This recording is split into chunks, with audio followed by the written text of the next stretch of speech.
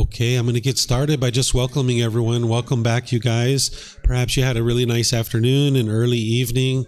We're going to get started with loving kindness meditation to start off our evening. And then after loving kindness meditation, I'm going to go into talking about the first fetter of personal existence view. I'm going to be explaining what this is, the symptoms that you experience, how to eliminate it, and how to know that you've actually eliminated it. So you guys have all been meditating here throughout the week. But loving kindness meditation, remember, we're doing these affirmations. We're going to be starting with chanting. We'll be doing the breathing mindfulness meditation. Then we'll move into that period of time where we'll just be meditating, doing breathing mindfulness meditation. Then I'm going to come back in with the affirmations of the loving kindness meditation, back to breathing mindfulness, and then back to the chanting. And based on who I'm seeing here, I don't think I even need to do the guidance for breathing mindfulness meditation. Is that true? Does anyone need guidance for breathing mindfulness meditation? I think this is a good chance for you guys to not have that. Start meditating on your own. Okay, so what I'm going to do then is I'm going to do the chanting, and then there's going to just be quiet, and you just do breathing mindfulness meditation where you're focused on the breath, and then you know that when your mind moves off the breath, cut that off and let it go and bring the mind back. But I will come in with the guidance for loving kindness, unless you guys tell me you don't even need that. Do you guys need that? Do you need the guidance for loving kindness? You need it? Okay. All right. So I'll come in with that. And then you'll go back to the breathing mindfulness meditation after the loving kindness. Just know that that's what that space there is for. And then we'll come out with the chanting. Okay. So if you guys would like to take a position, either seated, lying, or standing, those are the 3 positions that we use for loving kindness meditation.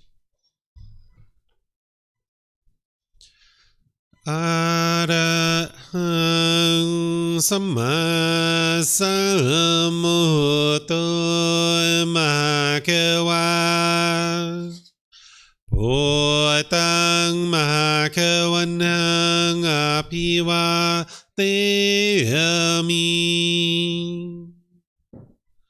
Savakato Bhagavata Tammo Dhammang Namasami Supatipano Bhagavato Sāvaka Saṅkho Sanghang Namami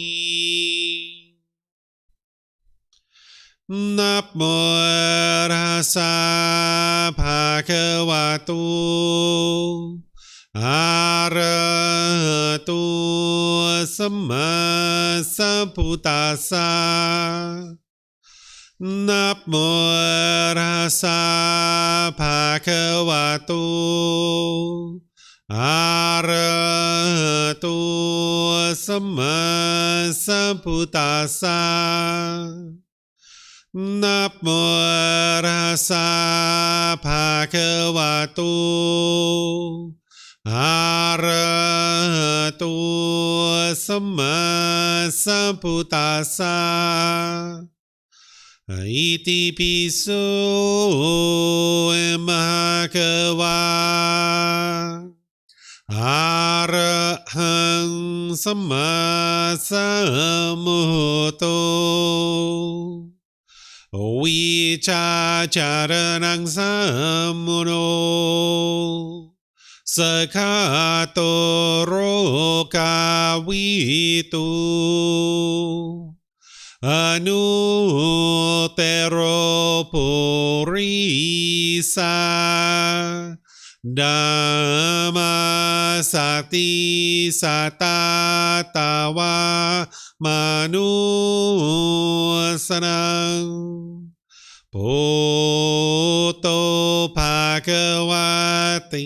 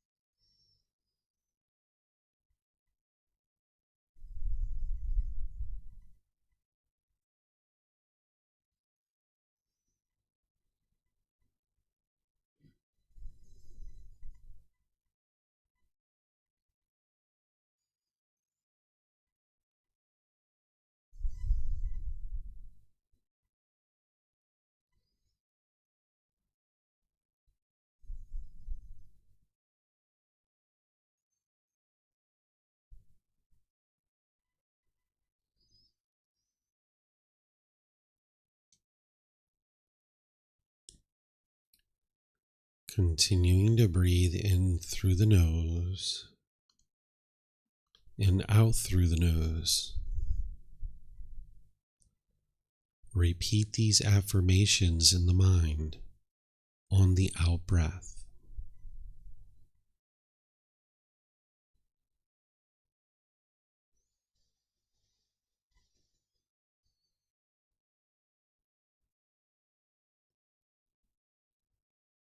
May I be peaceful.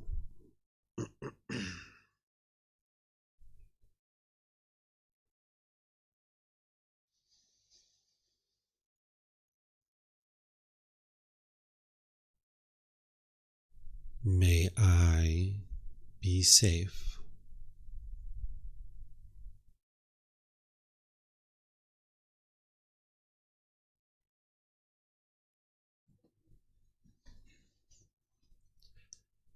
May I be well.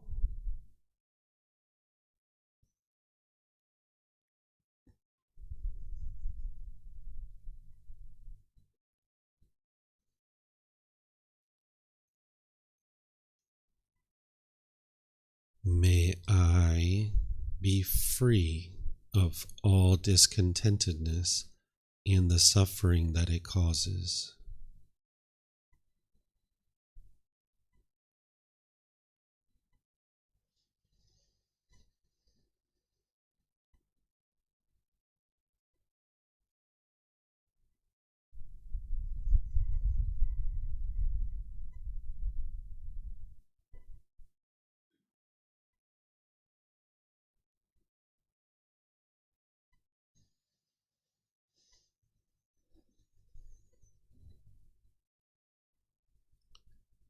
May mom and dad be peaceful.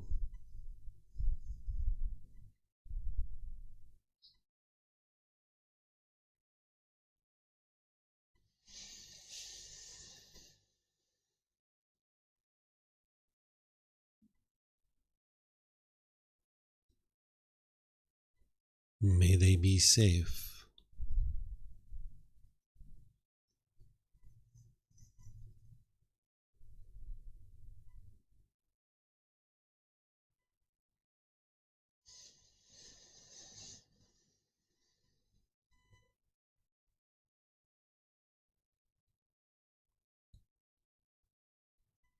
May they be well.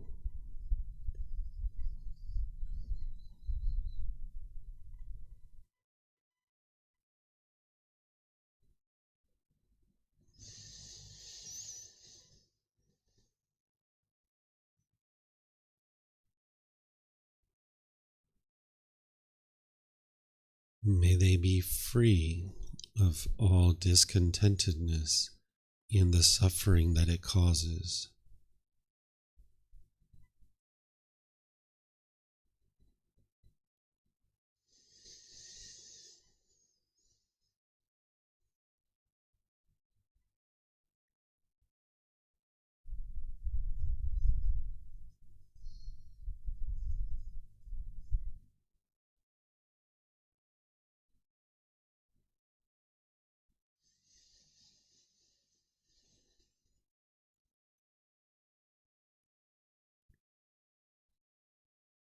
May my family, friends, neighbors, and co-workers all be peaceful.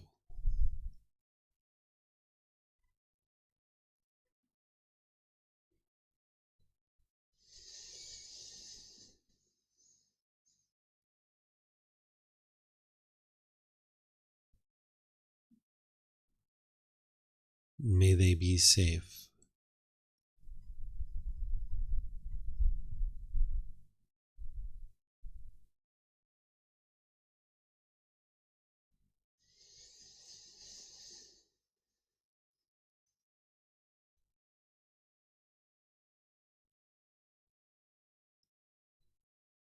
May they be well.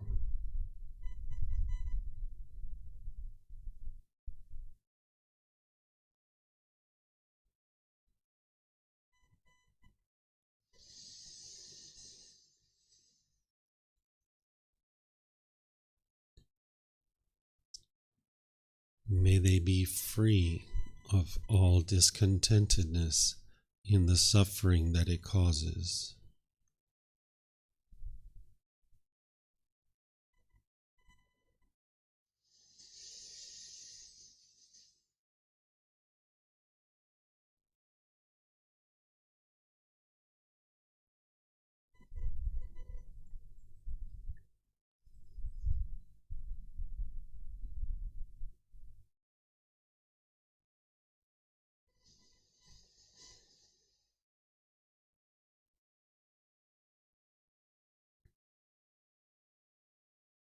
May all those who have caused me harm be peaceful.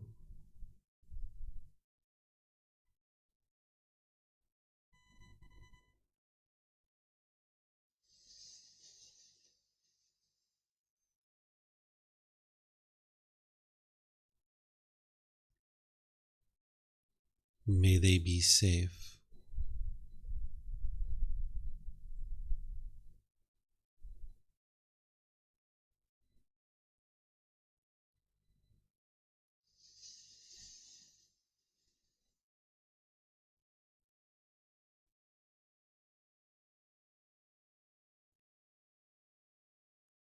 May they be well.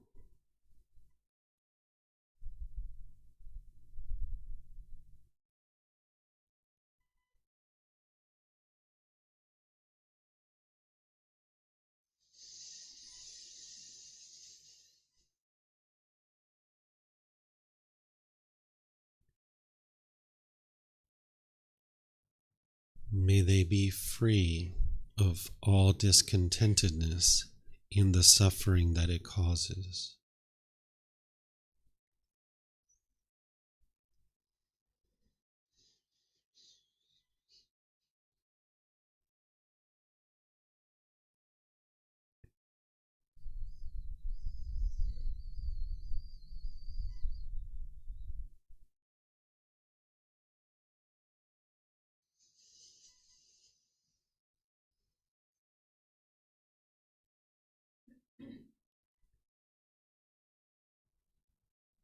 May all those who I have harmed be peaceful.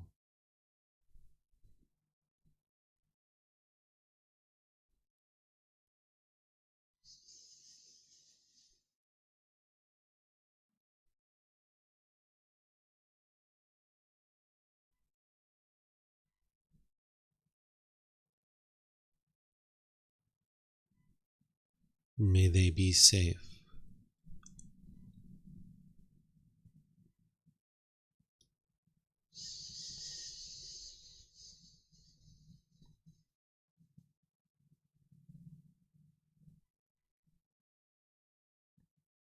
May they be well.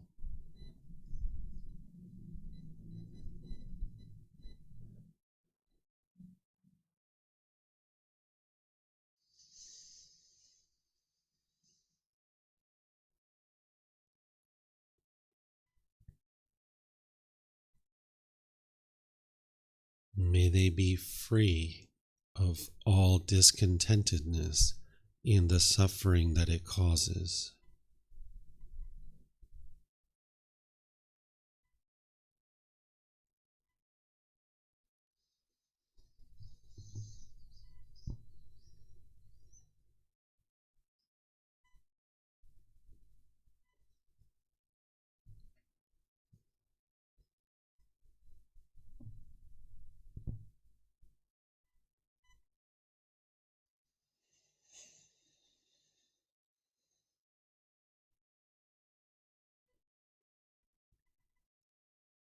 May all beings be peaceful.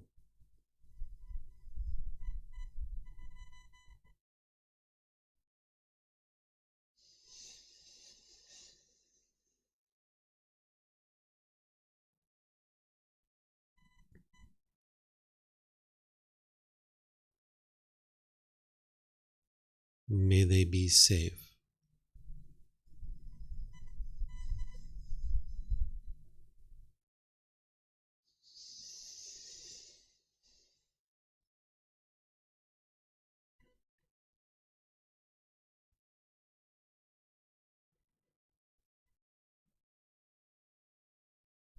May they be well.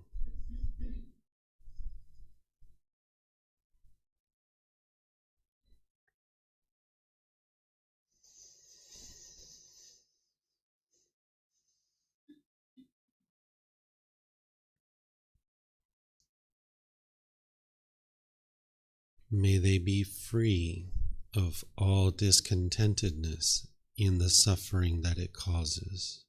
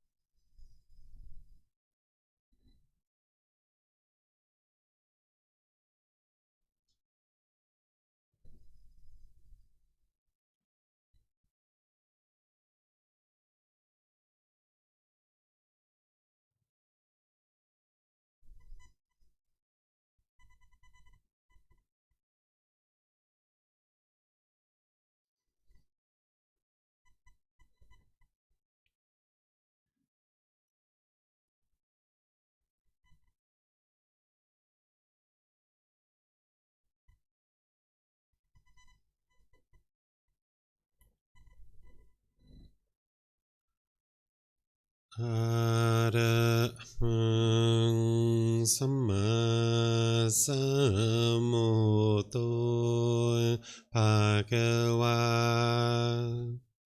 โพตังมหาคะวันหังอภิวาเทมิ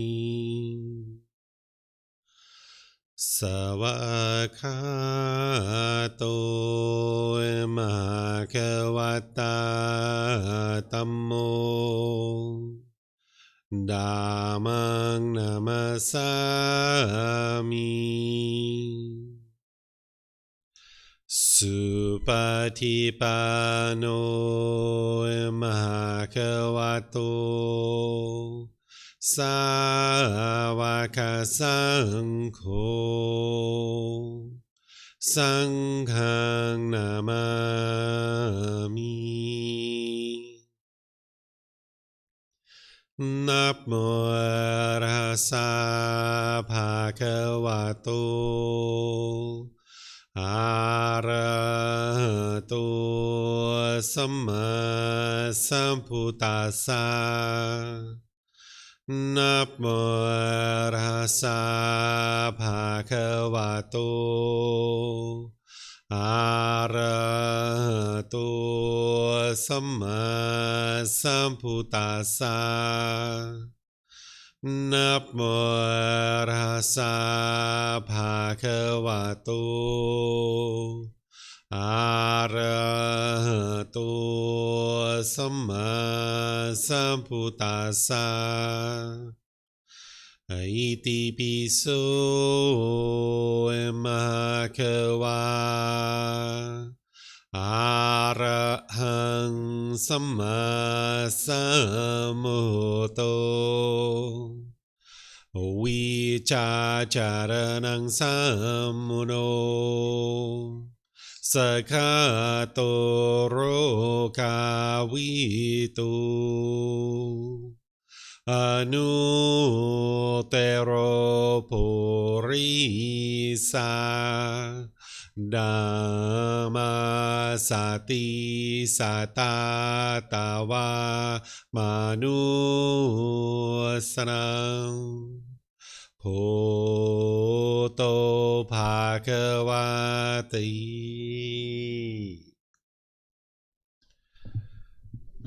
Okay, if you guys would like to slowly make your way out of meditation.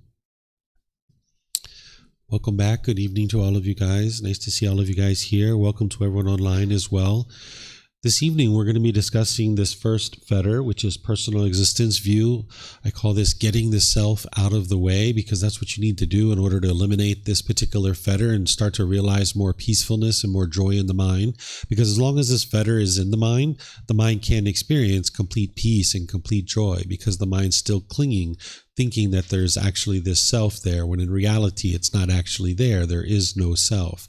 So as I shared with you, I'm going to explain to you what is this fetter, the symptoms of it, so that you can verify in your mind that you actually have this fetter, because you'll hear the symptoms that I described and you'll start seeing like, yes, you experience that, you experience that, you experience that. Then I'm going to explain the way to eliminate it, the techniques to be able to get it out of the way. Then I'm going to explain how to know that it actually has been eliminated.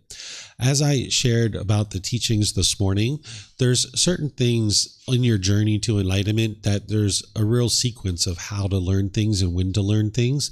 As I shared, the Eightfold Path is really where somebody starts, and all those connected teachings like the Three Universal Truths, the Four Noble Truths, the Five Precepts, the meditation training, all those kinds of stuff. And that's where some people who are just starting to learn, they might hang out with those teachings for a while.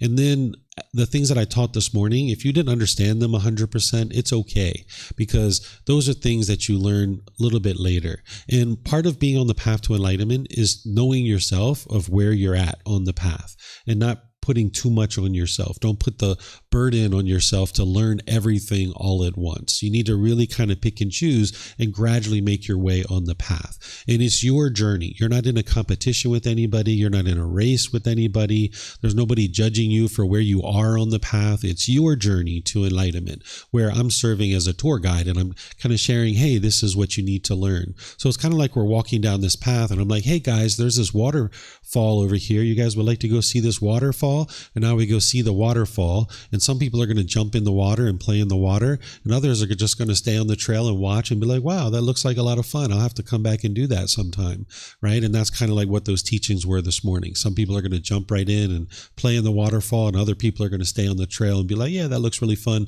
I'm probably going to come back and play in the waterfall some other day, right? And then we all kind of get up and we kind of go down the trail a little bit further, and now we look at some other things. So those things this morning is not necessarily for everybody at this particular time in your journey. So if you didn't understand them 100%, it's okay. For others, it was right where you needed to be, and those are things that you need to start sinking your teeth into and understanding and starting to learn and penetrate into more deeply. As I mentioned to you, when you put together the Eightfold Path really well, you're going to start experiencing those jhanas, those enhanced qualities of mind that we talked about yesterday evening. And when you start experiencing those enhanced qualities of mind, you start pivoting and you start focusing more directly on the individual fetters.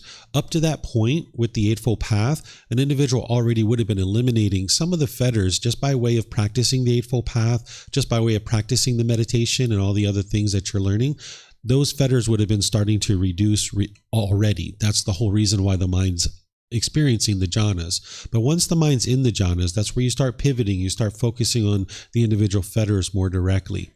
The fetters that I'm teaching here, in this particular retreat, I'm going to teach the first three: personal existence view, doubt, and wrong behavior and observances. I'm going to be teaching those tomorrow. When it comes to the fetters, it's one of those things that there's actually no amount of kind of sequencing of actually learning them. You can actually learn them right up front. So even if you've never actually been exposed to any part of the teachings of the Buddha before, you can actually learn about these fetters and even start implementing some of the proactive methods of actually eliminating them. You still need to focus on the Eightfold Path and get that really well underway, because that's going to help you to be able to eliminate these. So when I talk about when you get into the jhanas, you start pivoting and focusing on the fetters more directly. That's where you start really targeting them. But there's no harm in actually learning about them early on. There's no harm in implementing some of the tools and techniques that you're going to see here, no matter where you are in your journey. So even if you guys have never learned about this before and you just started learning the Eightfold Path in this retreat, you can still learn things here about this fetter and all the others that I'm going to teach you as part of this retreat, and even get some real benefit in implementing some of the things that I'm going to be sharing with you here. So this isn't going to be a real heavy teaching, in my opinion, the way that this morning I think is kind of like a pretty heavy teaching. You really kind of need to be prepared for that to be able to really digest it and get something out of it.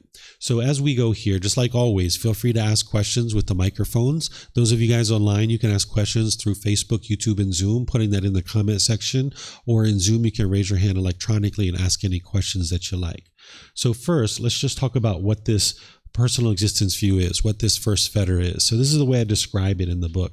This is where personal existence view is where the mind is falsely and mistakenly believing that the physical body and or the mind is the self, who you are as a person.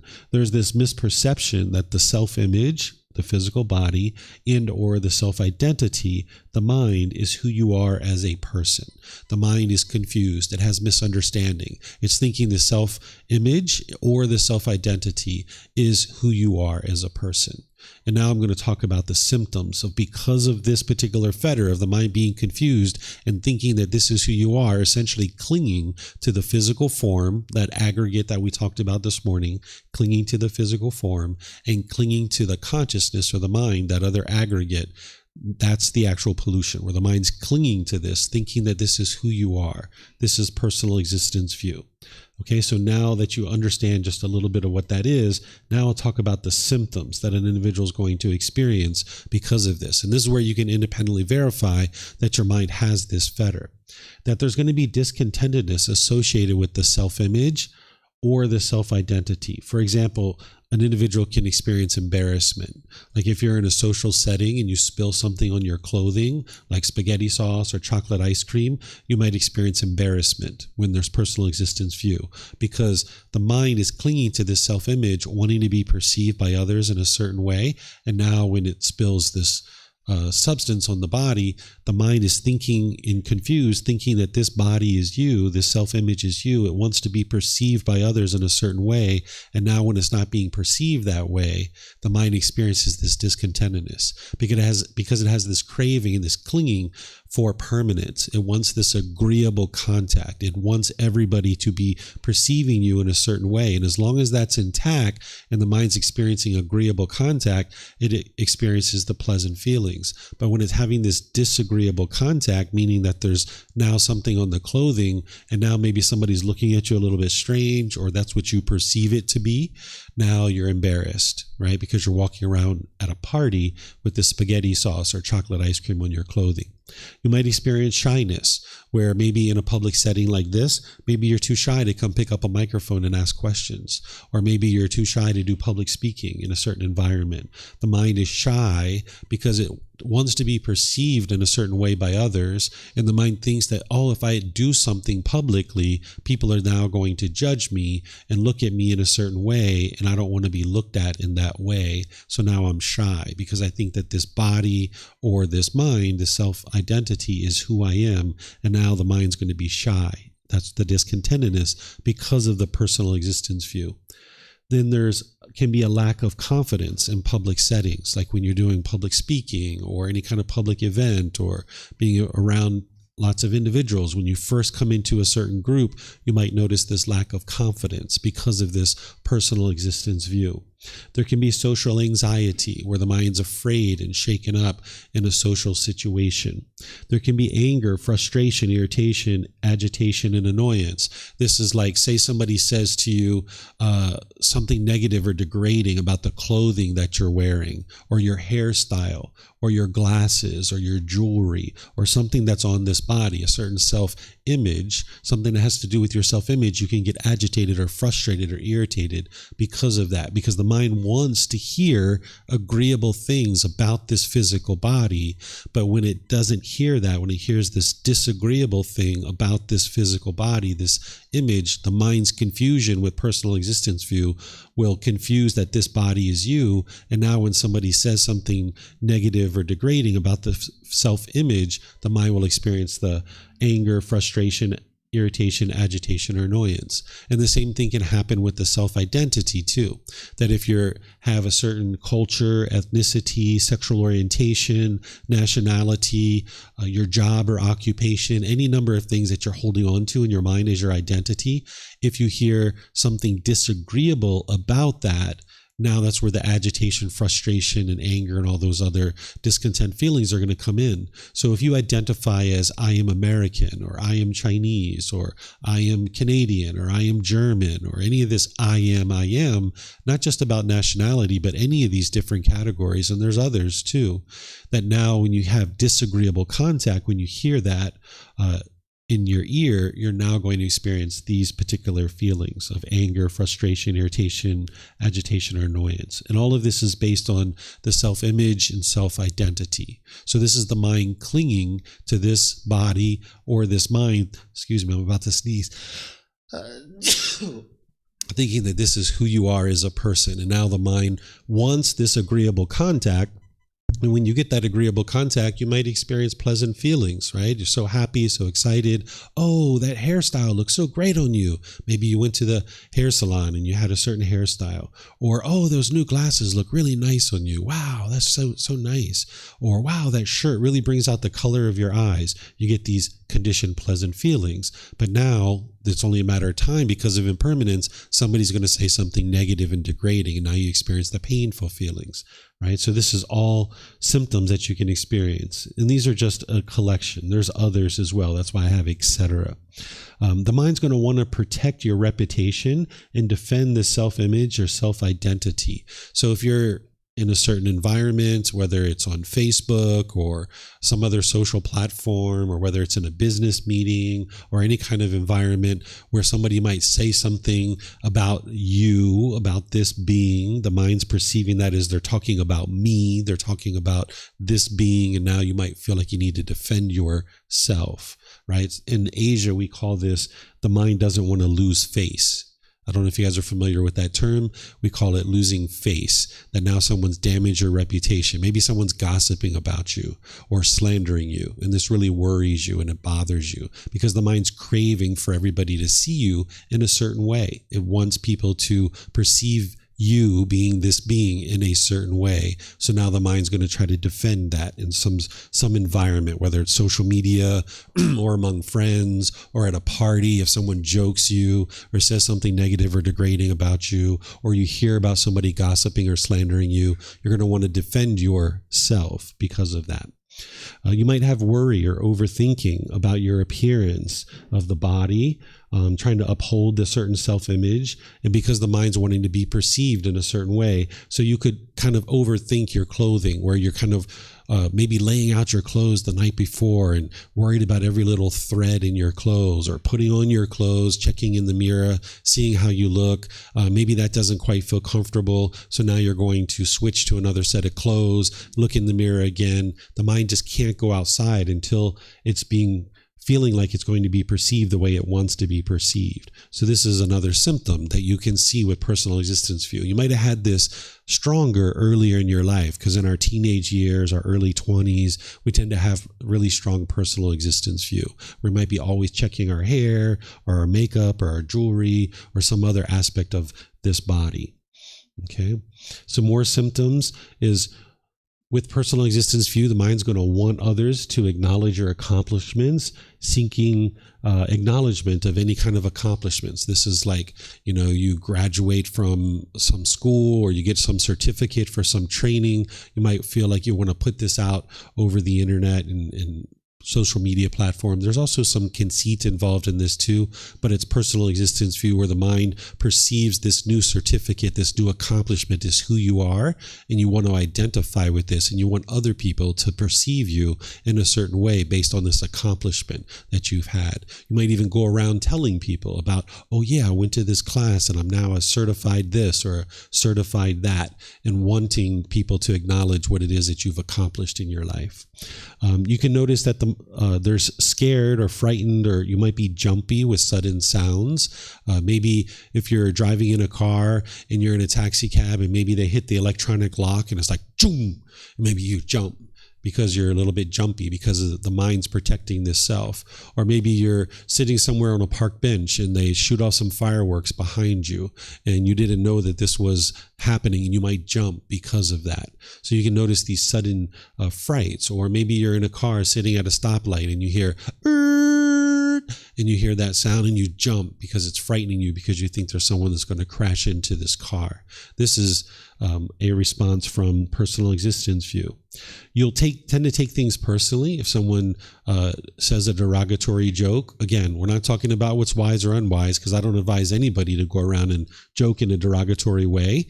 That would be unwise, to demean and diminish other people. But you're probably going to be in an environment at some point where somebody does do that kind of thing, because you can't control what other people do. And now when you experience that, you will have a hard time to brush that off. You'll really absorb that negative and degrading comment, and you'll have a hard time brushing that off and just realize like, they're not talking about me. But when you hear that, there's a personal existence view in the mind, you're going to think they're talking about me, right? And the mind's going to absorb that as being who you are. And now you're going to be fairly discontent about that. There's other things too. I can give you different examples. These are symptoms, but I can give you examples of personal existence view.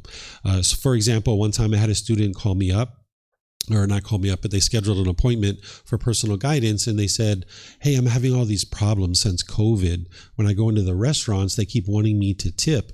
And I'm a great tipper, but I don't tip because it's just buying a cup of coffee and I only spend 30 seconds in this transaction, but yet they keep wanting me to tip. They turn around this screen and I have to do a cashless payment, and the screen says, 20%, 25%, 28%. And there's like, I don't feel like I need to tip in this situation because it's just a cup of coffee. It's just a insignificant transaction. Why do I have to tip? I feel so conflicted in this situation. I'm such a good tipper. I don't know what's going on here. And this was his personal existence view, that his mind was identifying with, I am a great tipper.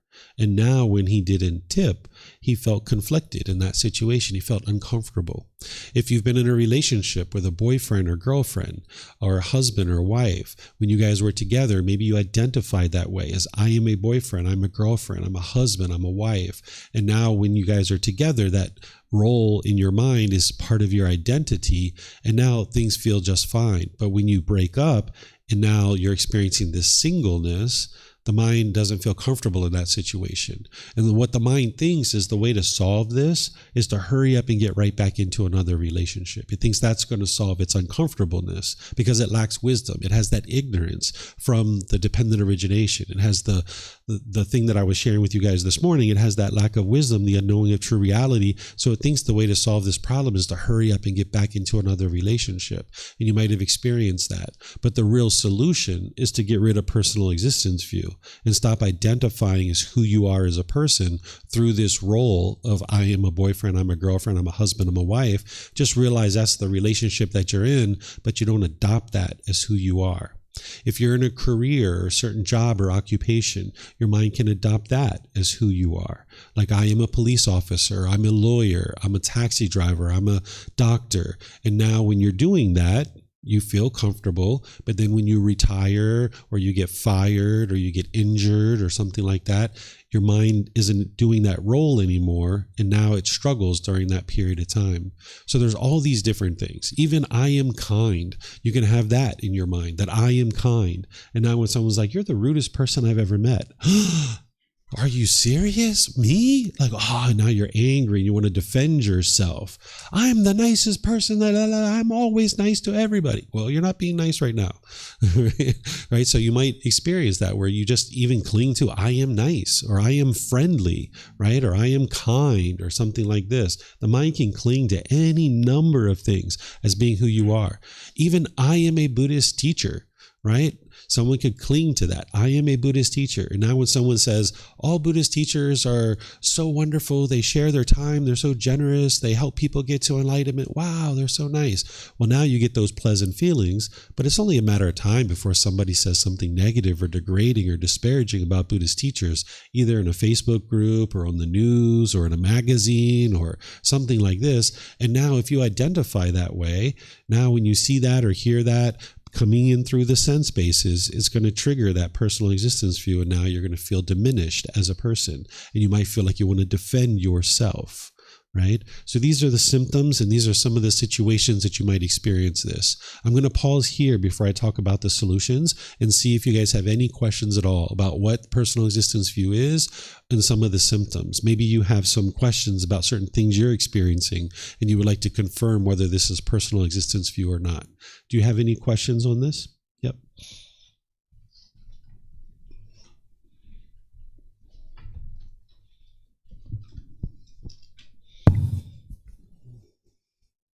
Who are you? Me? Yeah. Nobody. Just a body and a mind.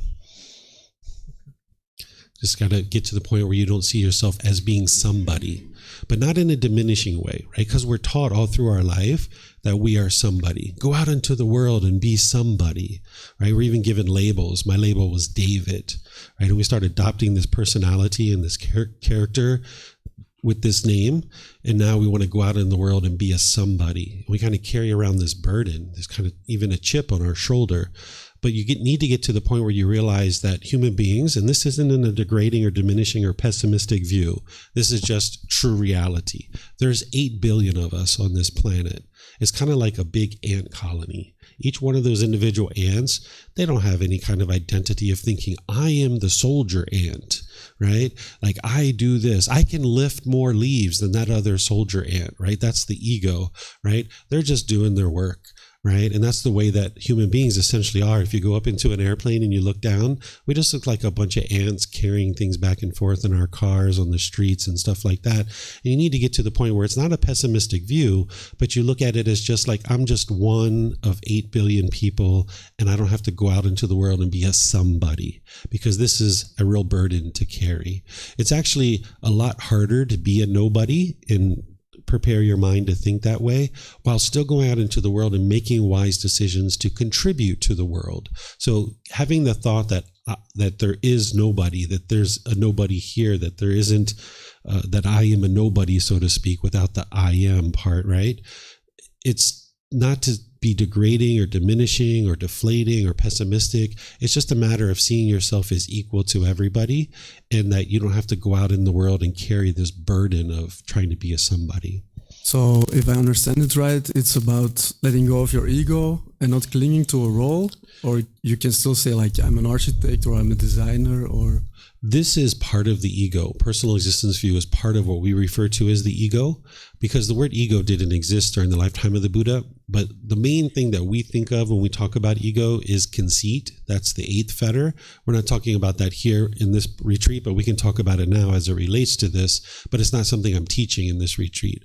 So conceit is like arrogance and pride and measuring and comparing, putting yourself above or below people, thinking you're superior to people.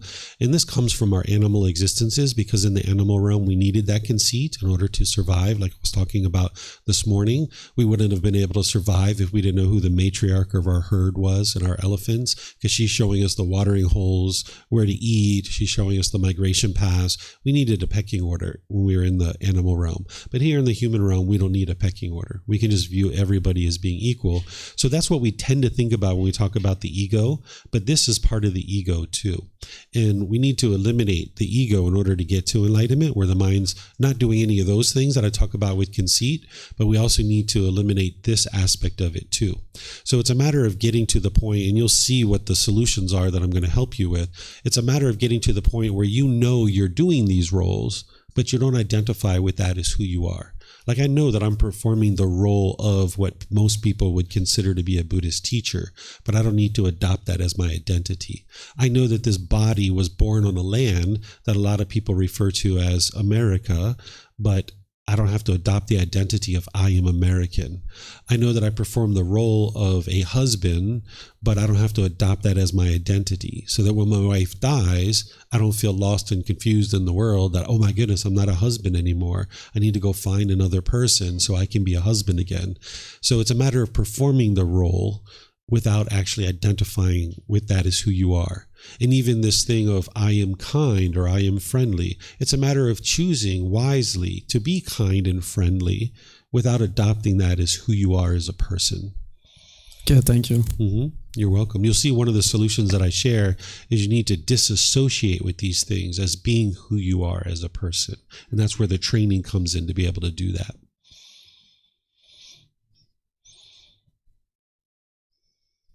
Hello.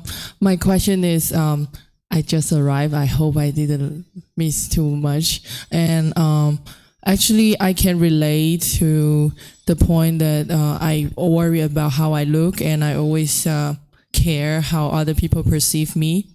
And so it's true that I pay attention a lot to my appearance when I go to work and daily life. So, but in the same time, I find pleasure decorating myself. And so is it wrong that a woman try to make themselves pretty, and like in which level they can do that? That's my question. I don't think about right and wrong, because that's not what the Buddha is really teaching. He's teaching you about what is plaguing the mind, what is the pollution in the mind, and how to get rid of it, and how to eliminate it. So if somebody would like to go out into the world looking nice, there's nothing wrong with that, so to speak. But what it's doing is, if the mind is obsessed about this and craving it, now the mind is going to experience discontentedness because of it. Because if we go out into the world looking a certain way, the way we want to be perceived, and we get compliments, now we're going to get those conditioned pleasant feelings. But if we go out into the world and we don't get those compliments, now the mind feels diminished or less of a person. Maybe you spend a lot of time shopping for some special event, looking all nice. You have somebody picking you up for a date, and they're just like, hey, how you doing? Let's go. Instead of like, wow, you look so nice today. You look so great. Maybe the mind's looking for that and craving for that. So you can get to a point where you're choosing to make decisions about you would like to go out into the world and look nice without clinging to it as your identity or your image. But you're going to see the solutions that I'm going to share with you is you need to distance yourself from this for a period of time. So one of the things you're going to see is about eliminating makeup and jewelry and wearing simple clothes and things like this. But you do that for a period of time. And then, see, you're already getting discontent just talking about it, right? You're like, no, don't take away my clothes. It's your choices, though. It's when your mind's ready. And that's why you need the Eightfold Path to kind of like prepare the mind to get to the point where it's ready to do this. You might not be ready to do some of the things that I'm going to share with you. And that's why it's your own journey, right? You're not in a competition with anybody. You're not in a race. But these are some of the things you would like to do for a period of time where you distance yourself from trying to go out in the world and look a certain way, where you don't wear makeup, you don't wear jewelry, you don't wear certain clothes. But then you can get to a point where when you're confident that personal existence view has been eliminated, you can bring that stuff back in. You probably won't bring it in to the same level as you had before because your mind will be completely comfortable going out into the world without those things. But if you went outside with makeup, it doesn't mean that you automatically have personal existence view. If you went outside looking nice in a tuxedo, it doesn't mean that you automatically have personal existence view just because you're wearing those nice clothes. It's all about what's going on in the mind. So there is a period of time where you're training the mind that you need to distance yourself from these. But then once the personal existence view is gone, now you go out in your tuxedo and somebody's like, wow, you look so handsome. Oh, thank you so much. That's very kind of you. And then you walk a couple more steps and someone's like, that's the ugliest tuxedo I ever had. Oh, okay. And you just keep walking and your mind's not affected by it, right? And you're completely calm, and you'll be able to see that about the mind when you know that your personal existence view is gone. When I explain to you how to know that, you'll know that you can start bringing those things in. So when I talk about these things about stripping out the makeup and the jewelry, don't think that that's a permanent decision, right? That you could bring those things back in. Anything else? No? Gary?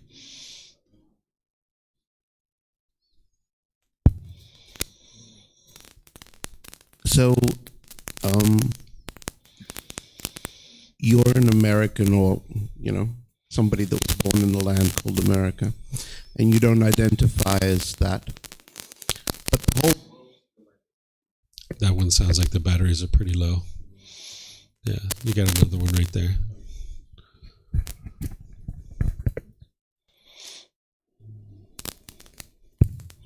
But the whole world still sees you as that, so it's like, I could decide I'm not Chinese or African or whatever, but I still look like one, and that's how the world will perceive me. That's how the world will treat me.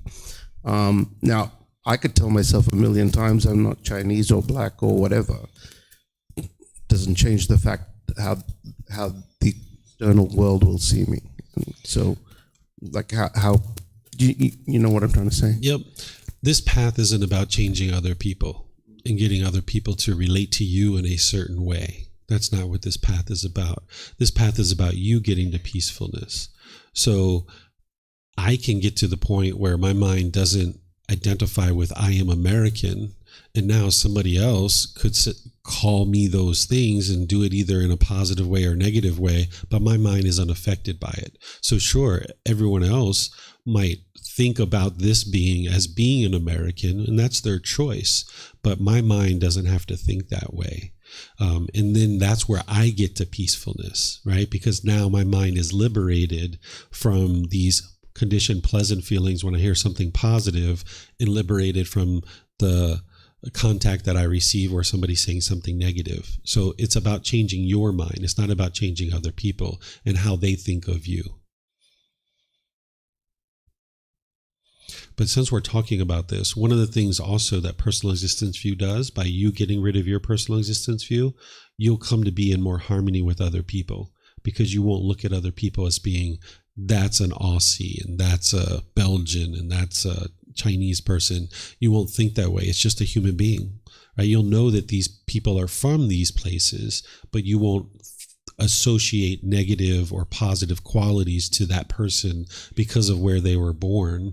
So this is what eradicates, part of what eradicates racism and prejudices and discrimination and all these kinds of things from human mind, is that people no longer view each other through these labels that people have assigned over the years. Because when you eliminate the labels in your mind that you've assigned to yourself, then you won't see that towards everyone else either. You'll just see another human being. And now you can relate to that person without assigning any positive or negative qualities to that person. And you're not judging that person in either a positive or negative way based on these things. Now we can live in harmony, right? There's no labels. Okay, looks like we have something coming in on Zoom. Okay, this is from Janae. Are you born with personal existence view? There is some personal existence view in the mind when an individual is born. That's why, we're jumpy, we're scared, we'll protect the self, things like this, that is in the mind at the time of birth. Let's see if we have anything coming in. Okay, I don't see anything else. Okay, so let's talk about solutions now. Okay, so let's talk about how to eliminate this from the mind. There's a bunch of solutions here. The first thing is there's a meditation to realize non-self. I'm going to be teaching you guys this tomorrow morning, and we're going to do it tomorrow morning. This is a meditation that you would do once you've already got a well-developed practice of all the other things, of the Eightfold Path, the mindfulness meditation, loving kindness meditation, generosity, all that other stuff. Even though you don't have that right now, you can still learn it tomorrow and do it tomorrow. It's not like it's going to hurt you or anything. It's just that it's not going to have the same effect as if your mind was prepped and prepared to do this. So I'm going to teach it to you so you'll have it as part of your tool belt, but you might not actually implement it into your meditation practice right now. It might not be that time. That's why you need to know for yourself where you are in your practice. But there's no harm in learning it and practicing it so you can make it part of your tool belt. I described this in chapter 11, but I'm going to teach it to you tomorrow so you can receive guidance on how to use this meditation. This is going to help to strip away personal existence view out of the mind. Then you can change your language to disassociate with the word my or I or things like this, because the English language is really unfitting to fully describe what we're experiencing. Someone might say, I am hungry, or I am thirsty, or I am angry, or I have a headache. This isn't actually true reality. If the body is experiencing hunger, that's what's actually truly happening. It's not that I am hungry. It's the body is experiencing hunger, or the body needs food, right? Or it's not that I have a headache. It's the head hurts. But we have this language of English where we use this I pronoun a lot to associate with all these different feelings and experiences that we have. The Thai language was created with Buddhism in mind because Buddhism has been in Thailand for 800 to 1200 years. And the Thai language, I think, goes back about 500 years ago. So it was informed by Buddhism. So when you speak Thai, you typically speak in the third person. So when my son comes home from school, I don't say, how was your day at school? I say, how was Bailan's day at school? Did Bailan have a good day at school? I'll use his actual name, speaking in the third person. So with English, we're going to need to change the way we talk for a little while in order to strip away and disassociate with this personal existence view. And in about 90% of the situations, maybe even higher, you can actually do this. Can you guys check those mics and see if there's something cracking over there? So in most cases, you can actually do this. You can disassociate with the I or my. So instead of, can you hand me my phone? It can be, can you hand me the phone, right? And this will help the mind to slowly strip this away. And you might notice in a lot of situations, even after you eliminate personal existence view, it's just helpful to continue to talk that way. So instead of like, can you hand me my phone? It's kind of a little bit more directive, a little bit strong. It's like, oh, can you hand me the phone? It's a little bit more gentle. So this is what you need to do in order to strip away personal existence view. But you might notice that this kind of is around for a little while. But there are certain situations where it doesn't really make sense for you to say this, right? So if I introduce my son, I would say, Robert, this is my son Bailan, right? I would say that because it's easy to say. You would understand what it means, and people would understand, right? If I said what was true reality, I would say, this is the being that I contributed sperm to create over 12 years ago. And you guys would be like, what? This guy's weird. I don't know if I want to get to enlightenment or not, right? And my mind would be completely fine. I wouldn't be upset, but you wouldn't be interested in getting to enlightenment, right? So like 98, 99% of the time, maybe you can strip away these I and my and things like this. But in some situations, you'll just say, this is my son Bailan. But your mind knows he's not mine.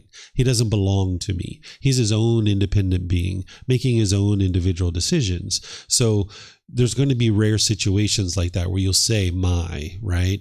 And even in other situations, there's going to be some like that. But for the most part, you can strip away this my or this I am, and you can start seeing true reality more closely. It's not that I am thirsty, the body needs food. It's not that I am tired, the mind needs rest. Right? That's what it is. So you can start speaking in this way, not just externally with people around you, but also within the mind too, when you think about these kinds of things. So instead of thinking like, oh, I have to go home now, and you're thinking that in your mind, you can say, we sometimes say it this way within our mind, is this being needs to go home, right? Even with loving kindness meditation, where it's may I be peaceful, may I be safe. Sometimes people say, may this being be peaceful, may this being be safe.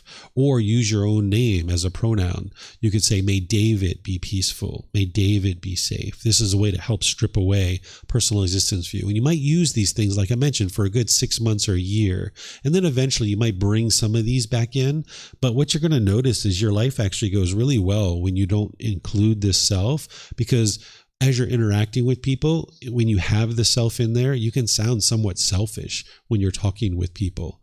So when you start stripping this away and you see how it improves the quality of your mind, it'll also improve your relationships, because you're going to be sounding less selfish, and you might actually just continue to talk this way in some situations. So that's one of the things you can do, is strip away the self through disassociating the mind with this word my or I.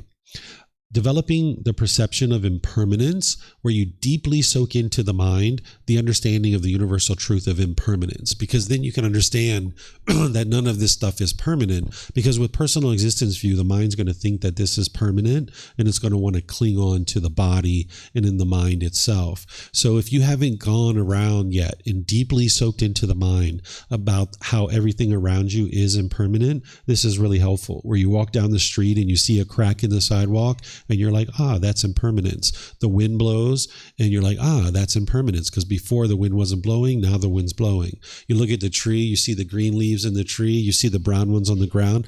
That's impermanence. You need to really soak it in.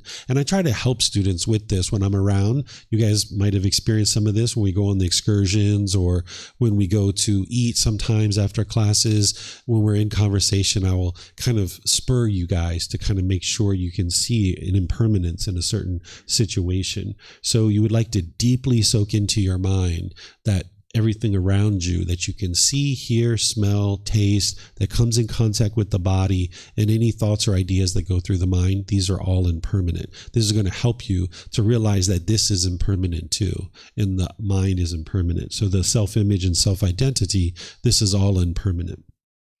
So this is the one you can wear simple clothes, right? This is why Buddhist monks wear just basic robes. This is why people just wear simple white clothes. You can just wear simple clothes if you like. This is one of the ways to disassociate with this body as being who you are. Because what you're going to tend to do is you're going to go to your closet, you're going to think in your mind, who am I going to see today, and how do I want to look? Right? And now you're going to pick through your clothes and pick that favorite shirt, because you're now going to see some new people that you've never met before, and you want to wear your favorite shirt where you think you look the best. So you're going to stand there in front of your closet, and you're going to be thinking, who am I going to see today, and how do I want to look? And now you're going to rifle through your clothes and find that particular clothing that you want. But what you would like to do is just wear simple clothes. One way you can do it is some people just buy all the same color clothes. If you're not interested in spending money to do that, there's another way you can do this. You can take your current clothes, your current wardrobe, and you can just stack them up and just pick off the top. And if you tend to wear formal clothes to work and you have casual clothes that you wear at home, you could do it that way. You could have your formal clothes lined up in the closet, and you just pick the first one. You don't think about who am I going to see today or anything like this. You just pick the first one. And then if you're wearing casual clothes, you just pick off the top, right? And now you're not giving your mind an opportunity to choose what you're going to wear. But be aware, even when you do this, you're going to probably try to pull from the middle of the pile sometimes. And the way that I know you're going to do that is because that's what I did. Even when I switched to these white clothes, there were some of the white shirts that kind of fit me a little bit better. And when I first switched, I would be like, who am I going to see today? Oh, I want to get that one that fits me even better, right? Even when it was all white clothes, the mind was still thinking, which one of these shirts fit me better? And I would like to go look a certain way. So you're probably going to try to pull from the middle of the stack. And that's where you need to catch that. You need to use your mindfulness or your awareness of mind to realize that that's what the mind's doing, and then cut that off and say, no, I'm not going to let you pull from the middle of the stack. You're going to take off the top, right?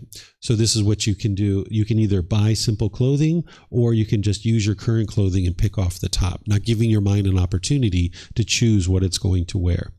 You can refrain from wearing jewelry and any body decorations like makeup or scents or perfumes or colognes. This is going to help you to eliminate any kind of desire or craving for being perceived by others in a certain way.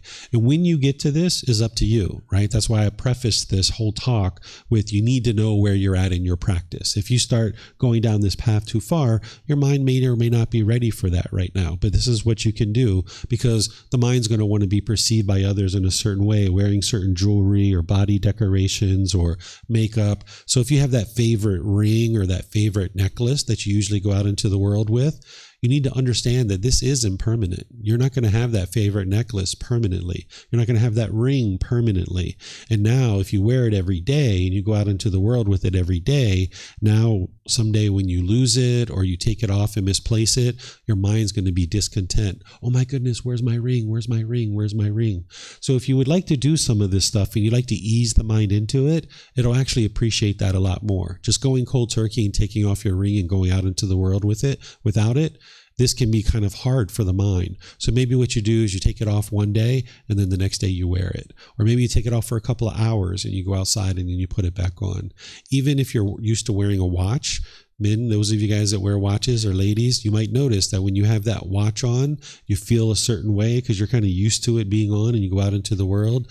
But then if you don't have it on, you feel kind of naked when you're outside. Or even bracelets, right? Like if you have colored bracelets, you can take those off, or kind of, if some people have a whole bunch of them on their arm, you can actually gradually shed them, kind of take one or two off per day and kind of let the mind kind of gradually get used to this. So you don't have to jump into this and actually do it all at one time. You can gradually kind of peel this away, almost like peeling a banana or peeling an orange or something like that.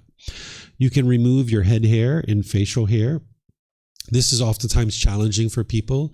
Women tend to have a hard time with removing their head hair. Men have a hard time removing their facial hair. You don't have to do this in order to eliminate personal existence view, but it is one step that you can take. And if just the thought of doing this bothers you, that shows you your personal existence view is there, right? So again, if you would like to do this, you can do it slowly. Whereas if you have really long hair, you might cut it short, wear that for a few months or a few weeks, cut it shorter, wear that for a while, cut it shorter, and just gradually do it. Same thing with men. If you have a full beard and a mustache, you might go down to like a goatee for a little while, right? And then you kind of shave that a little bit, just go to a mustache and then kind of shave that a little bit. And you can kind of gradually do this. And one of the things you might notice is that if you have people around you, they might actually be attached to your hair, whether it's head hair or facial hair. And people might be like, why'd you cut off all your hair? Oh my God, you look so beautiful. Or wow, you look so different with that beard gone. And now you kind of feel uncomfortable with that. That's your personal existence view. So people are actually going to be saying things to you that are going to help you get rid of your personal existence view. And not only is it helping you to eliminate your personal existence view, but if you have like a life partner or a family member who's attached to your hair or your beard, you're going to be helping them get rid of their attachment too. I've had plenty of spouses that have contacted me and be like, hey, I shaved my hair and my wife absolutely hates it. She liked my beard so much. And now she's looking at me all weird and telling me to grow it back. And it's like, perfect. She's getting rid of her attachment, right? So then after a few weeks and a few months, she gets adjusted to it, or he gets adjusted to his wife not having so much hair. So this can not only help you, but it can help others too. But when or if you get to that point that you're ready ready to do it, it's a personal choice for you. It's your own growth and your own development on the path. No one's ever going to try to force you to do this or convince you to do this, but these are some steps that you can take to help you eliminate this personal existence view.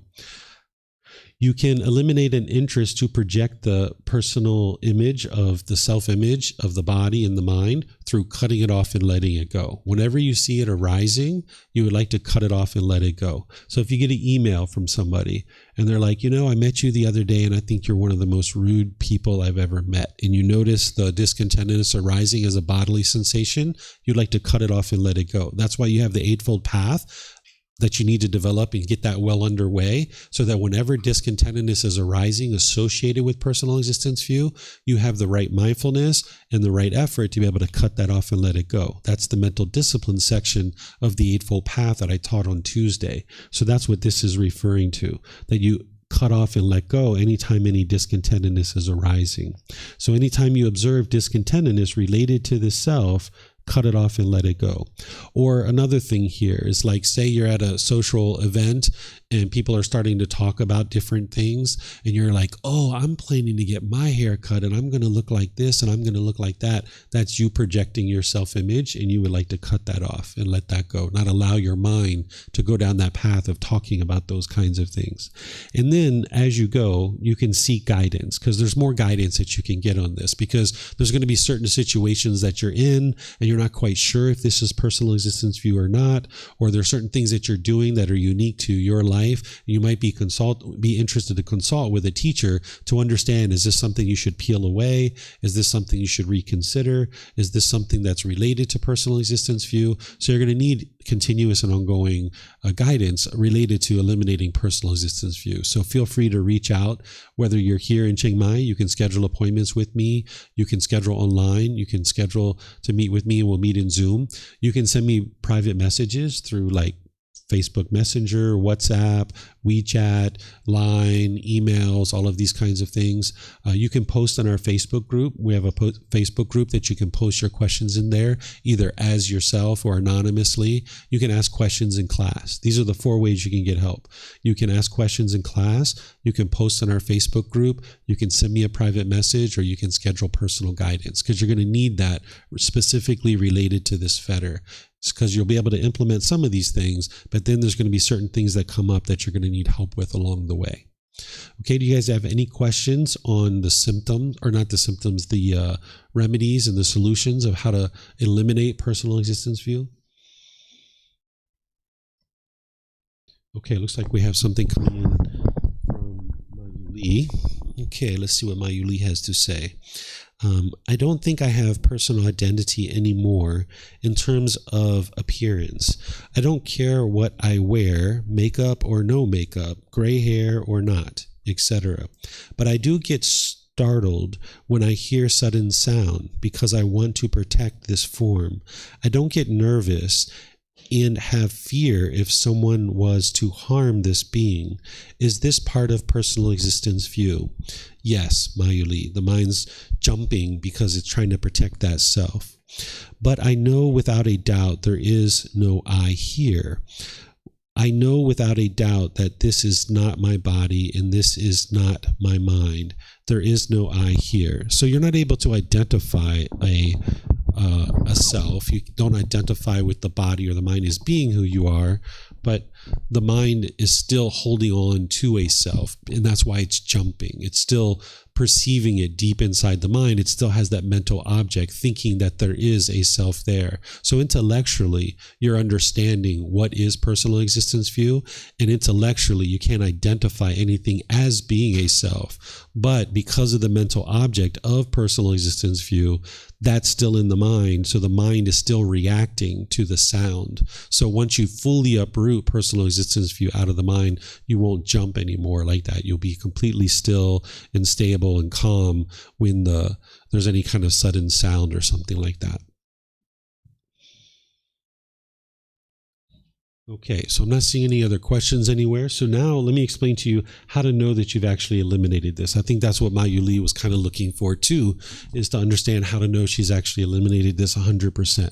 So you'll deeply understand and be able to explain the fetter, the taint pollution of mind described as personal existence view. Sometimes this takes people just a few months to even understand what personal existence view is and to be able to actually explain it. So sometimes it takes time for someone just even to develop what it is, because you wouldn't be able to eliminate it if you didn't know what it was. So one of the ways to know that you've actually eliminated is one of the things that will occur is you'll know how to describe it. You'll know what it is. If you didn't know what it was, you wouldn't be able to eliminate it. So how could it be eliminated if you can't even describe it? So one of the first criteria of knowing that you've eliminated it is you'll know how to describe it. Then you'll deeply understand and be able to explain the solutions to personal existence view, the things that I'm describing to you now, because not only will you have done those solutions that I talked about, but there's other things you would have learned in your journey to getting rid of personal existence view as well through the guidance that you're going to be needing. So you're going to deeply understand the solutions of how to get rid of personal existence view. This relates to the universal truth of non-self, but those specific solutions that I just talked about, you would understand those because you've actually implemented them and you saw that they actually worked. So you would be able to explain those.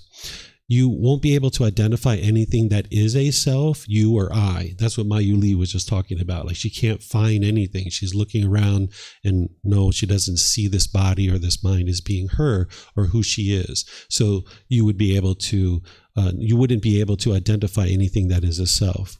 You'll no longer experience any discontentedness associated with the self-image or the self-identity. So no matter what somebody says, either positive or negative about the self-image or the self-identity, you wouldn't experience any discontent feelings. Your mind would still be calm and steady and stable. Even when someone compliments this body, you wouldn't experience any pleasant feelings associated with that.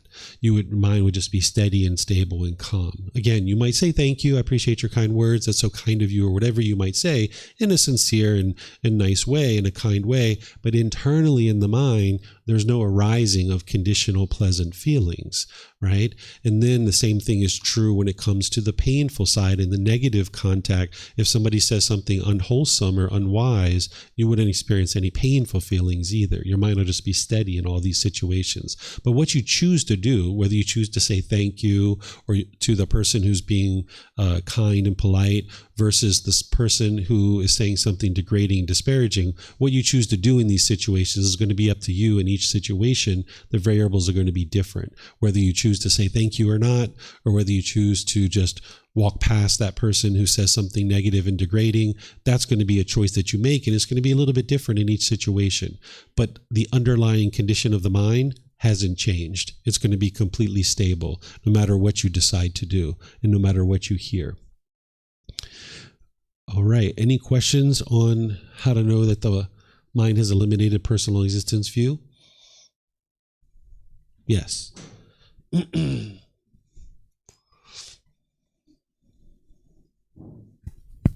So I have a question about when we eliminate personal existence view, some people might experience fear, or I think some people call it the dark night of the soul.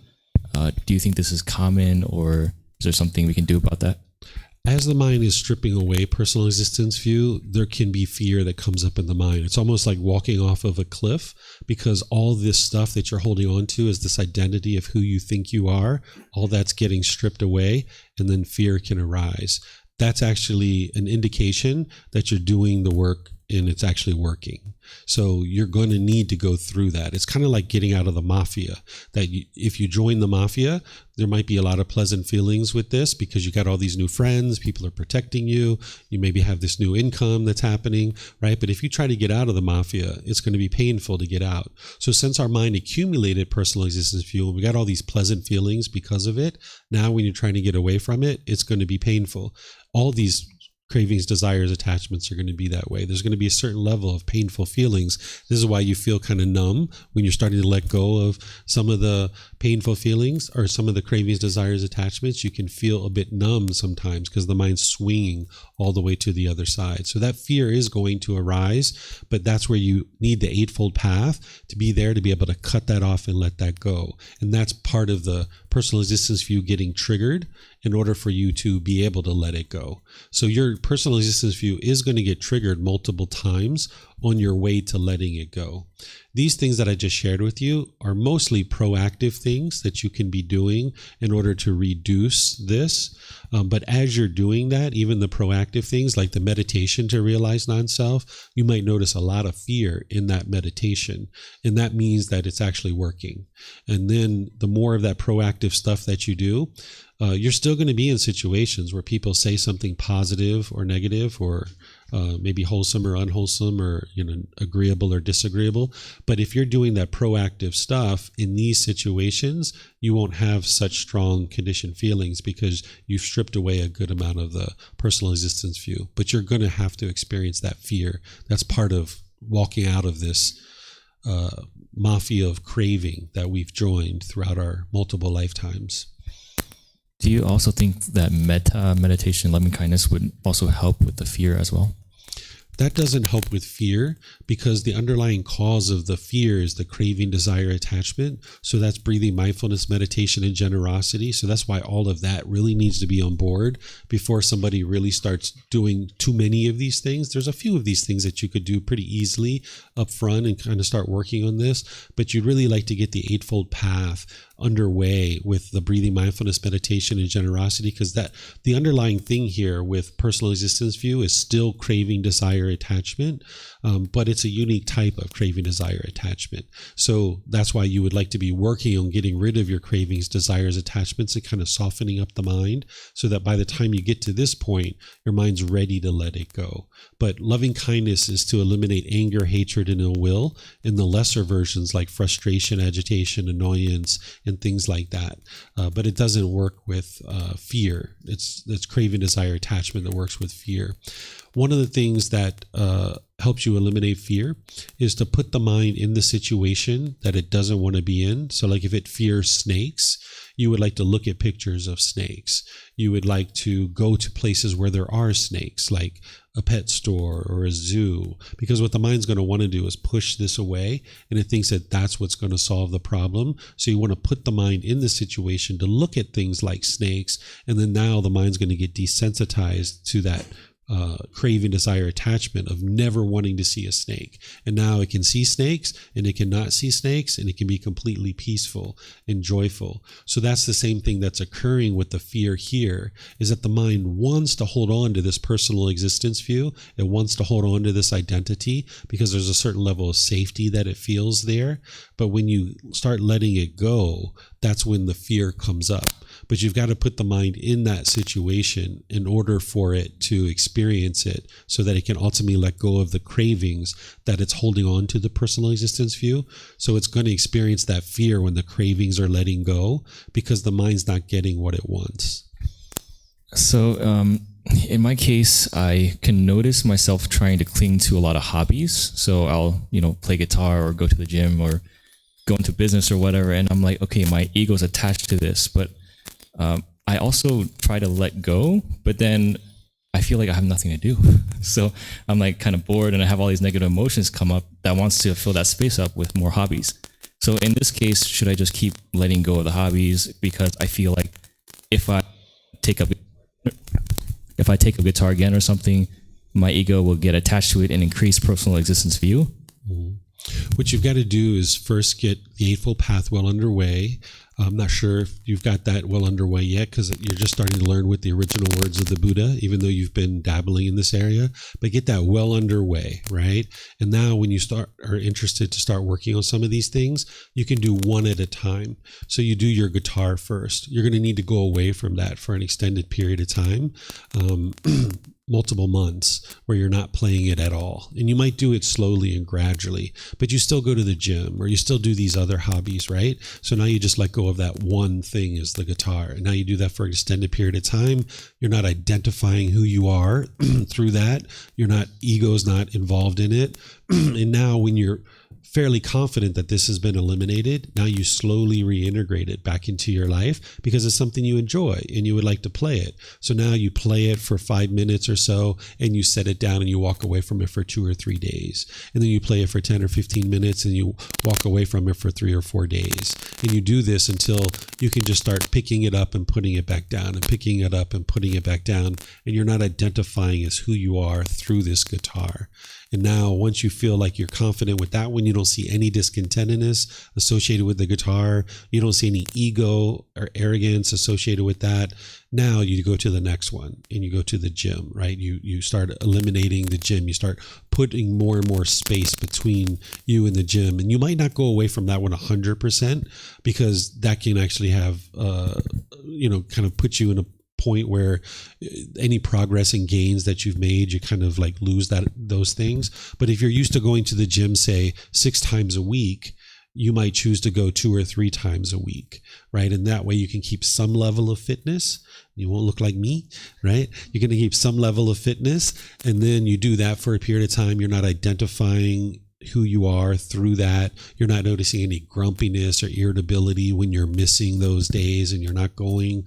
And then once you feel like after several months that this has been successful, then if you choose to go back to the gym for an increased number of days, you can do that and you'll see that there's no discontentedness associated with it. Okay, thank you. Mm-hmm. You're welcome. Yep.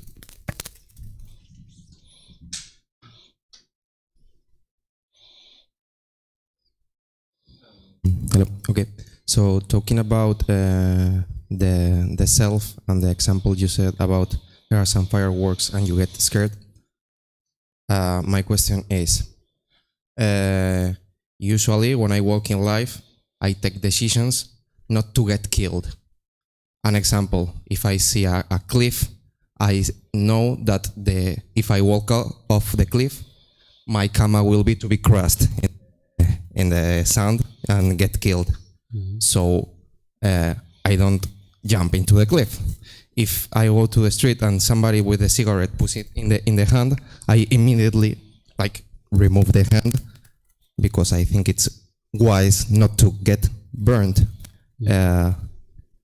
If there's a very loud sound, I don't know, it might be something that could be threatening you. I mean, there's a car that can run you off. So your karma would be to this body to be death. Why is not wise in that sense? It's wise to move away, but doing that with a discontent mind isn't wise. So what you were saying was, you used the word "you" in there, right? Like that's the mind trying to protect this I. So there's no harm in choosing to move out of the way of this car that's racing at you. That's what you would like to do as a wise decision, but you're looking to do it with a calm mind where you're not frightened, because that's going to lead to unwise decisions because the mind's all shaken up. Mm-hmm. Josh? That Josh. Hi. I'm wondering how right livelihood and kind of finding sort of what I sort of interpreted as something that really gets you motivated and gets you out of bed in the morning and makes you feel like I don't know, how does this not interfere with eliminating personal existence view? Do you understand my question? How does having a right livelihood interfere with living or eliminating personal existence view? Yeah, I guess, okay. Right livelihood to me sort of is closely related to identity or purpose. So you guys learned on Tuesday that first fold of purification on right livelihood, where you're eliminating business and weapons, living beings, meat, substances that cause heedlessness, and poisons.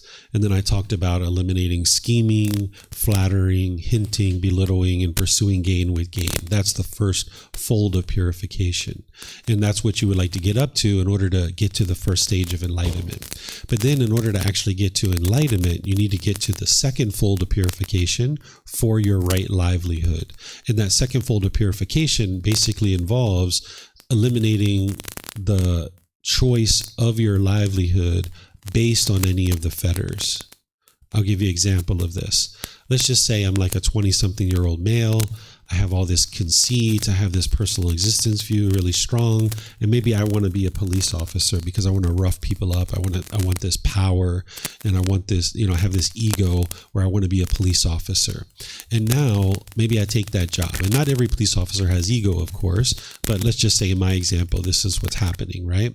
So now I take this job as a police officer, and now for 2, 3, 4, 5, 6 years, however many years, I'm going around with a chip on my shoulder. Look at me, I'm the big bad police officer with a gun. I can arrest people and so forth and so on. Well, now after I start learning and practicing these teachings and start getting rid of some of these fetters, now I realize, like, wow, as this conceit is coming out, that is really not being a police officer. That is my right livelihood. What I really enjoy is I really enjoy helping people. So now when I strip away this personal existence view and I strip away this conceit, maybe I decide to be a talk therapist or a psychotherapist or a counselor or a social worker or something like this, because that's really more in line with what I'm doing here with these teachings. And it doesn't mean that someone couldn't be enlightened and be a police officer, because they could be, but you can understand that stripping away personal existence view is actually going to help you get to a right livelihood, because now it's not just that you're not practicing those 5 trades that are causing harm, and it's not that you're just not doing scheming, flattering, hinting, belittling, and pursuing gain with gain, but now you're not making your choice in your livelihood just because you want to be perceived in the world in a certain way by other people.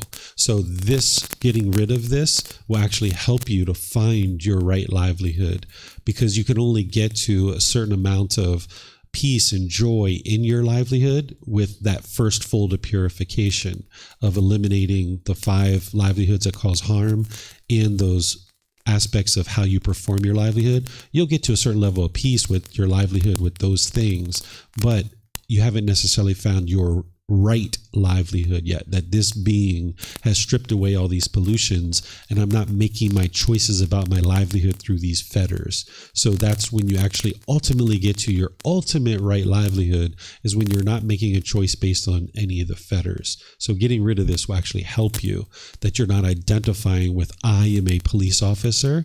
And by getting rid of this, now when you strip that away, you're like, actually, I don't care about that. What I really am interested in is helping people. And now let me go do that. And I don't need to be a police officer to do that. But of course, there's some people in the world that they've stripped away perhaps all their fetters, and they are in their right livelihood, and they are a police officer. And they're doing that humbly. They're doing that very wisely, and they can do that potentially. But for this example, this person needed to strip away the personal existence view in order to get to their right livelihood. Thanks for that clarification. Yeah, you're welcome. Okay. Let me see if we have any questions here online. Oh, here we go. We have something. Luca's at home. You guys know Luca. He's been here, right? Luca says, is any aesthetics, what is it? I don't know how to pronounce that word. Is any, I know what you're saying though, on the body and any of the body personal existence view, even in the case of it's not a craving, it's simply nice to have where, but nothing one cannot be without.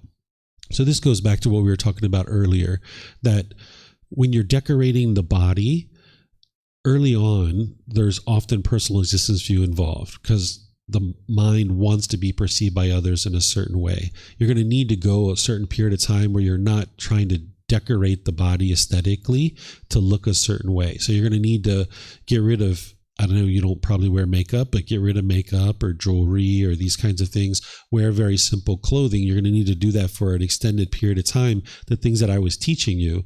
But then if somebody chooses to bring those things back in, they could potentially do that. So I could easily see, and I have seen, people who are either enlightened or very close to enlightenment, people who have surely gotten rid of personal existence view, where they've gotten rid of personal existence view. They went for an extended period of time doing the things that I've talked about here. But then, once a year, twice a year, however many times, they're going out with their friends. They put on a little makeup, they put on a little bit of jewelry, they make their hair look a little bit nice, they put on some nicer clothes, and they go outside looking that way. And they're not doing it because they want to be perceived a certain way. It's just fun. It's just enjoyable to go out and look nice with the girls, right? And that's what they're choosing to do. So it's not about getting rid of these things permanently. It's about making sure that the mind doesn't identify with these things as who you are, that you're just as comfortable going out with the makeup as you are without it. And that's what you would ultimately like to get to.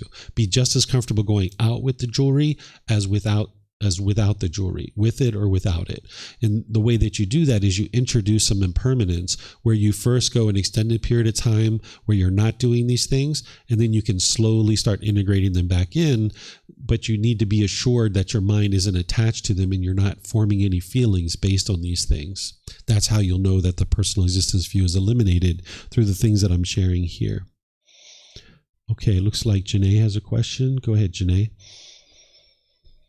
So I have a question on something that I experienced, and I don't know if it is personal existence view, but basically, if I'm in any way touching the physical body, I can't tell if it's me touching it or someone else touching it, because the sensation just feels the same. It doesn't feel like I'm scratching my nose, if that makes sense.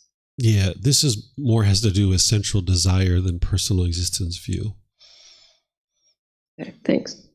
You're welcome. All right, Yusuf, you have a question? Go ahead, sir. Are you there, Yusuf? Yeah, I am there. I actually wanted to ask if it is appropriate to ask about meditation in this session, or it's better to wait for a related one. I think we can talk another time, because you can message me since we've been talking that way. Just go ahead and send me a message and we can talk about it that way. Okay. So I also wanted to ask right now about this personal existence view, because what you said was just shocking to me. You said that someone who has get rid of his personal existence view can just put makeup for fun or something. I didn't think so. So my question is it egoic or related to the personal existence view to have an interest in having a body that is perfect or muscular? Because I really enjoy dressing well and having a body that is fit, and I look at it as I look to a piece of art. This body, when it is muscular, it is very beautiful. Not only my body, everyone's body, when it's muscular, it's so beautiful. So is it related to the personal existence view? If I want to get rid of my big belly to have a muscular body, or to dress well or something? Okay, there's two things here. First, there can be personal existence view there, and there's also central desire there. If the mind's forming its feelings based on these things, it's important to understand that it's not whether you choose to do these things. Just choosing to go to the gym and exercise and be healthy, that doesn't by itself say that there's personal existence view in the mind. It means that someone's choosing to go be healthy and work out at the gym, perhaps. But it's when the mind starts forming its feelings based on these things, that's where you can see the central desire and the personal existence view. So if I walk through the gym, looking in the mirror, flexing, looking at my muscles, thinking I'm so great, that's where the personal existence view is coming in. But just choosing to go to the gym, making wise decisions to go to the gym, that doesn't mean that there's personal existence view there. And that's why your mindfulness is so important, because you need to look inward and you need to be able to see what's going on with the mind. We were talking about the 5 precepts in this retreat, and I was talking about how you need to be introspective perspective at all times during your day. And this is why psychedelic substances have no place in the path to enlightenment. We were talking about this back when we were talking about the 5 precepts, because I was sharing with you that you can't just be like, hey, mom, let me go drop this hit of acid. I need to answer your question. Let me go, take this acid in order to be introspective, right? You're going to need to be introspective at all times during your day. And this is a good example of that it's not a matter of what you choose to do necessarily. It's about how the mind is perceiving this and whether or not there's feelings being performed or being formed because of it. What you are saying is right. For example, I play football and my fat body is hindering me from playing well because I can't run well. So if I decided to get rid of that weight, it's fine. It's not personal existence view, as I think. But going to the gym, not for the purpose of healthiness, but for the purpose of having a fit body, a beautiful body. Because as I said, I look at the body when it's muscular, or even without muscles, it's still like a piece of art. It's so beautiful, the body, the way it's created. When I dress well also. Yeah, you're saying 2 different things here. First, you're saying going to the gym for a fit body, which that can be a wise decision for health. But then you're saying so that it's beautiful. That's the part that's the personal existence view in the central desire. That's the part that is that. Just choosing to go to the gym because you're interested in being fit, that can be a wise decision. If I was interested to go to the gym for a beautiful looking body when I am dressed, instead of having a belly that is big, is personal existence view, as you say? What I'm sharing with you is that if you're choosing to go to the gym to be fit, this can be a wise decision because somebody's making the decision to be able to exercise and be fit. But if they're doing it for just beauty, and that's the reason why they're doing it, then that's where the personal existence view and central desire is. Okay, thank you. You're welcome. Yep. So is it accurate to say that once personal existence view is eliminated, that everybody will be treated equally, or is it the self still a little bit more important than everyone else? If every single person in the world has eliminated personal existence view, then we wouldn't see these labels and identification with each, these different labels. We would all be peaceful and joyful. We wouldn't be looking at each other and identifying with these labels. So we would be peaceful and harmonious in that regard with just that one particular fetter. But if everybody eliminated all the fetters, then we'd be harmonious in all ways. But with personal existence view, then we wouldn't be identifying and labeling each other in the way that we do. So I'm thinking if I eliminated my personal existence view and somebody was a murderer trying to kill 10 people in this room, I wouldn't choose which 10 to be killed because with personal existence view, I would prioritize myself. But if I didn't have it, then myself would be in there just as much as everyone else, right? Out of the 10 that I choose. No, it doesn't have to do with that. Personal existence view is how the mind's clinging to this self-image and self-identity, identifying as this is who you are as a person. But it's not going to change the way you make decisions about things like self-defense. So I would still prioritize myself over others? When we use this word self, this is the English language being unfitting to really describe what we're talking about. But yes, you would prioritize this being over other beings because you would need to protect this being because of that loving kindness and compassion that you would have. Doesn't mean you would ignore other people, but you would tend to make decisions about this being being safe before you would make decisions about other beings being safe. Not in all situations, but typically that's the way it's going to occur. Thank you. And that doesn't have to do with personal existence view. Even when personal existence view is gone, someone would still make those decisions either way. Because the personal existence view is essentially teaching the mind or elimination of personal existence view is essentially teaching the mind to not cling to those 5 aggregates. So the universal truth of non-self is teaching the mind to not cling to the physical form and identifying that as who you are.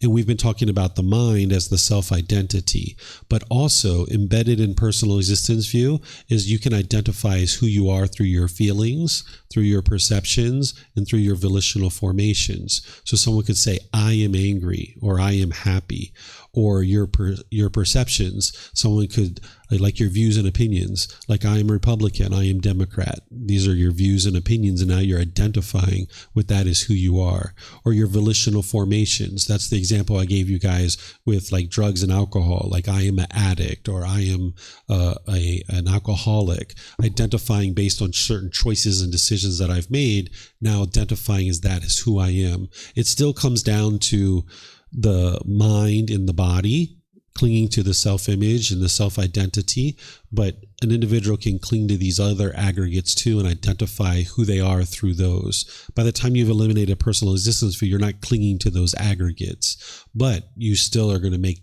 choices to take care of this body in exercise or in defending this being and things like that. You're just not clinging to these and forming feelings based on them. Okay, I think we've gotten to the end of our talk tonight. I know that we're now, I guess, in like the 4th or 5th day of this retreat. We've been learning a lot, teaching a lot, going out and doing excursions a lot.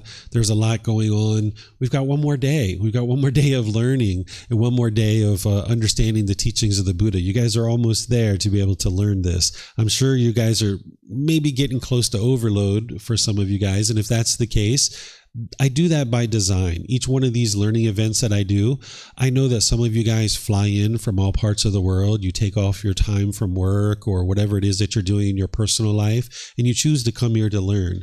And my goal when I teach students is to give them more than they bargained for, right? Of course, I'm not charging you guys for anything that you're learning, but I know that you have opportunity cost, right? You've chosen to take off work. You've chosen to fly here. You've chosen to put your personal life on hold for a certain amount of time. So I like to give students plenty of information to learn and grow and develop. So by the time you get to the end of a retreat with me, usually it's like you've eaten a really big meal and you're going to need to digest. So if you guys are getting to the point where, whoa, you've got a lot of information that you're learning, this is by design. You're never going to go through one learning event with me and having learned all of it 100%. You're going to need to do these more than one time.